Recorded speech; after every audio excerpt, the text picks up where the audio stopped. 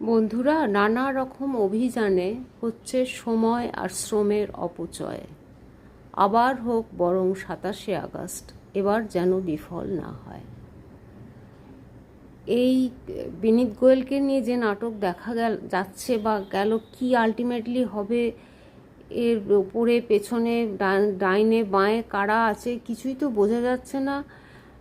মাঝখান থেকে এই ছোট ছোট ছেলেগুলো যে আশায় বুক বেঁধে, এই মানে তিলোত্তমার কথা ভাবলেই তো সবাই শিউরে উঠছে, তখনই সব মাথা গরম করে নেমে পড়ছে। কিন্তু এটা খুব সুচিন্তিতভাবে, যেটা ঠিক প্রয়োজন সেইখানেই সময় আর শ্রমটা দেওয়া হোক, এবং সেটা সার্থক করে তুলতেই হবে।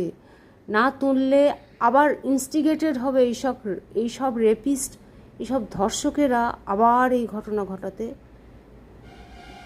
বেশ মজাই পাবে মনে হয়।